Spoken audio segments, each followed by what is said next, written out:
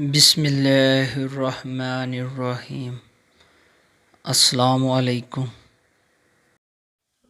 یہ گھر الجزائر میں موجود تھا۔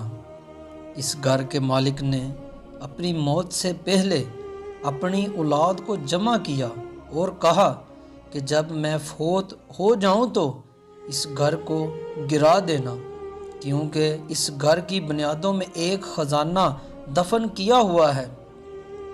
کچھ دنوں بعد وہ شخص فوت ہو گیا اور اس کی اولاد جمع ہو کر اس خزانے کی تلاش کے لیے اپنے والد کی وصیت پر عمل کرنے کے لیے مشورہ کرنے لگے، اور آخر کار اتفاق ہوا کہ گھر کو گرا دیا جائے۔ گھر کو گرانے کے لیے مشینری منگوائی گئی اور گھر کو گرا دیا گیا۔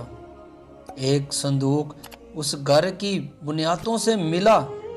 سب خوش تھے کہ خزانہ مل گیا۔ جب صندوق کو کھولا گیا تو اس میں سے ایک کاغذ کا ٹکڑا ملا۔ اس پر لکھا تھا کہ تم سب اگر مرد ہو تو اس گھر کو دوبارہ تعمیر کر کے دکھاؤ۔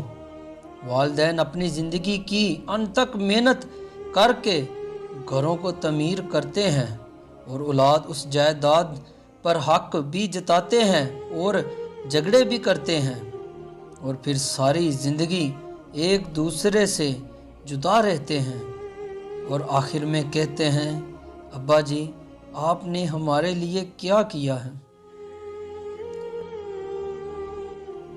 جی تو دوستو، یہ تھی میری آج کی ویڈیو۔